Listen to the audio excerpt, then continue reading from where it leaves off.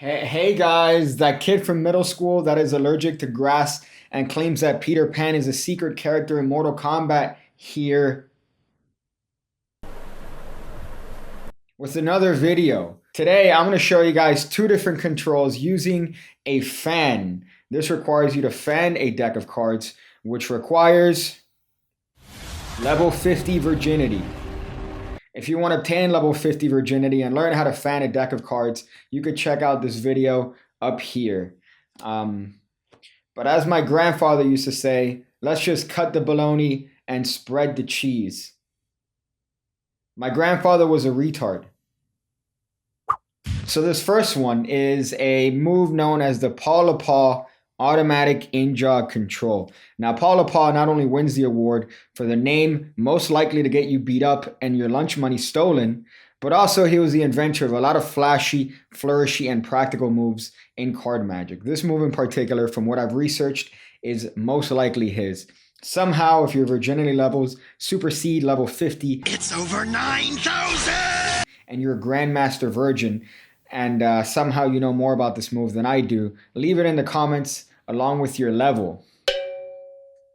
So the move itself looks a little bit like this. Let's say you want to control a card. In this case, we're going to control the 6 of spades. By the way, we're using the verts. We're using the verts playing cards. The box is right here. These are the winter edition, 2017.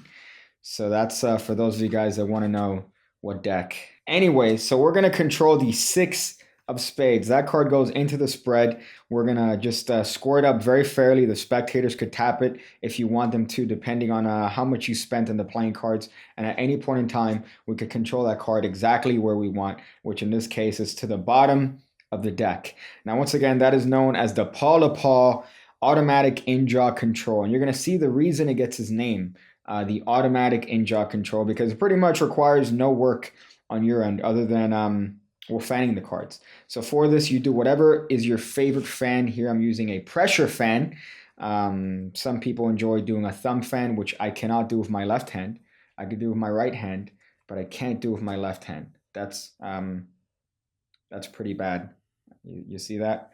By cardistry virgin standards, that's pretty horrendous. But you're going to do whichever fan you want with your left hand, and you're going to put a little bit of pressure with your thumb and the back fingers on the actual fan itself. Now, when you show the card or after they pick it, you're going to insert it somewhere in the middle of the fan. And here what you're going to do is by putting pressure with your thumb and fingers at the back, you could push in the card and it supposedly goes inside of the spread. So you push it in until supposedly you don't see it no longer. However, because of the condition of the fan and the pressure of your thumb and fingers, look what happens when you square everything up. That's right, you get a little bit of an in-jog. You get a little tiny bit of an in-jog here on the 6 of spades. Now, let me exaggerate it so you see what I'm talking about. The 6 of spades, I'm going to put a face up. You're just going to push it into the fan, just like that. You're going to square it up. In squaring up the cards, you notice that 6 of spades automatically gets in-jogged. So now all you have to do is come in with your dirty thumb and control that card by squeezing down and just doing whichever control you want. So you could either pull up on the card and control it to the bottom of the deck using a double undercut, just like that. That's simply done by wherever you see the break. You're pulling up on the break, squeezing in. So now you have a break below the card.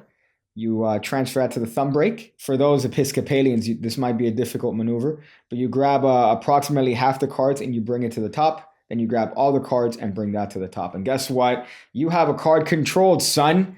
Boy, you never thought you'd be able to do this, did you? And now you have the same way to control the card to the top. So if you want, you could just push down on the card and double undercut that card. And now it's controlled to the top. So one more time, let's go over that for you people from Puerto Rico. You Puerto Ricans out there that don't really have a good time understanding basic instructions. You're going to squeeze with your thumb and your fingers at the bottom. You're going to tap in the card with your right hand, which is going to supposedly insert it into the spread. However, you're going to see that when you close up the fan and you square up the cards, that card is automatically going to become in-jogged right there. So it's up to you how you want to control it. If you want, you could even do one of these overhand shuffle bits where you control it directly to the bottom of the deck under the pretext of an overhand shuffle. You see how versatile You see how versatile that is? Man, that's more versatile than a priest doing nuptials. So that is the Lepaul Automatic Jog Control. I'm going to be leaving the crediting in the description below, so check that out if you really want to impress the ladies. No! What? You don't know about the PigCake Magic Academy? Huh? For the low price of $5 a month, you get 2 videos a week going over everything I know about card and coin magic? Or how about the Mentalism Academy? $10 a month gets you exclusive mentalism content from a beginner to an expert. Or even $1 a month gets you 2 tutorials a week that are not published anywhere else. What? How do you not know? Everyone knows. Check out and support the channel and finally become the Grandmaster Virgin you were born to be. Links are in the description below. So for this next one, let's say we want to control the 6 of spades. Well, this is a very simple thing to do because all we have to do is fan the cards. So we're going to fan the cards much like before. This card is going to get inserted somewhere in the middle of the deck. Squared up, no action on your end. Cards are dribbled, not on top, not near the bottom. But guess what? In this action, it's very easy to control the card because it's on top. It's on top.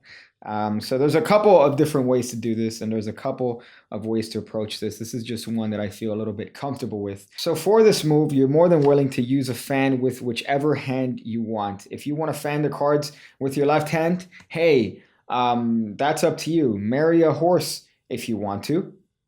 Now what's going to happen is that your bottom card, so the bottommost card of the deck, you're going to try to make sure that the card sticks out a little bit more than usual. So when you fan the cards, you want to make sure that that card is protruding from the back a little bit more than you would usually do it. Normally with a fan, all the cards are relatively even, and you're going to notice that that's a little bit too difficult. So all you want to do is just adjust it so that that bottom card is just protruding a little bit more than the other ones towards your body. So right now I'm going to leave it face up so you understand what I'm talking about, but that is how much it's protruding. So let's say we're going to control, in this case, a different card, the 7 of diamonds. So all I'm going to do is I'm going to angle the fan down. You don't want to angle it up because then the spectators might see what's going to go on. But you're going to angle it down and you're going to show the card. Now you are going to insert it between the bottom card and the rest of the deck. So you're just going to insert that card between the bottom card and the rest of the deck. You see a little bit of a hot hand action taking place? That's what you're going to do. Now you're going to take that card approximately to the middle and hold it with your fingertips. Now if you look from the bottom, you see exactly what's going on. That card is being sandwiched between the original bottom card and the rest of the deck, as well as your fingers holding the card. But from the front here, it looks like it's going somewhere in the middle of the deck. So one more time, all I'm doing is I'm just putting it between the deck and the bottom card, bringing it towards the middle, and now holding it with my fingers. So at this point, I could just square the card up with a single finger. If I want, I could push it in with the rest of my hand. I'm going to square up the cards. Hey there, Future Piggy here. At this point in the video, I had to cut it off because I received a text message and I kind of threw off the video there. So the next card that I'm going to show controlled is going to be the card that I thought was the original card that I controlled. You're going to notice that it's the Queen of Hearts. So just pretend like that's the Queen of Hearts. Actually, funny enough, you're going to notice the 7 of Diamonds is directly behind the Queen, but kind of threw me off again. Don't send me text messages while I'm shooting videos. People should know. So let's go back to the video, and hopefully it's going to be clear. Which controls the card second from the bottom of the deck. In this case, it's the Queen of Hearts, and it's now controlled second from the bottom of the deck. So now at this point, I could show the card not to be on top. I could show the card not to be on bottom. And of course, in doing any sort of double lift that I want, if this card, remember, would be face up, I could do whichever double lift I want. And in that action, that card is now controlled because this is a little bit of a double. You see that? If I want to keep it second from the bottom, I'm more than welcome to do that. And now if you want, you could do any sort of double you want. I like to do the dribble double. I turn over the cards in my left hand, and of course, this is a double lift. So all I have to do is turn this card back down, and that card is now controlled to the top of the deck. That's, of course, if I want to put it on top. If you want, you're more than welcome to do whichever sort of virgin color change you want. You could do whichever virgin color change you want to show the spectators that you have, in fact, never, ever even been close enough to one so that you know what it looks like. It's just an impossibility at this point. So one more time, let's go over that. You are going to fan the cards. You're going to make sure that that card is protruding a little bit more. Angle the hand down. You're going to show the card to the spectator. You're going to insert it between the bottom card and the rest of the cards. You're going to push it in, square everything up.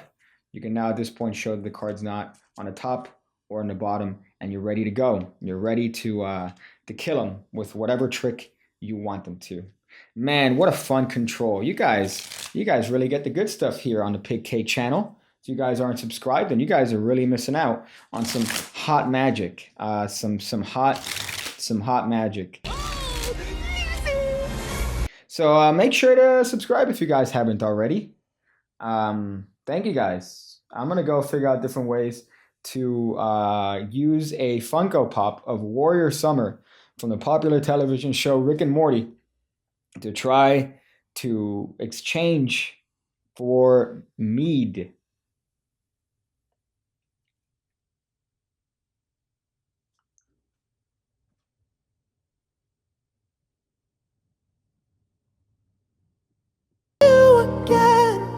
When I see you again, when I see you again, when I see you again, when I see you again, when I see you again, when I see you again.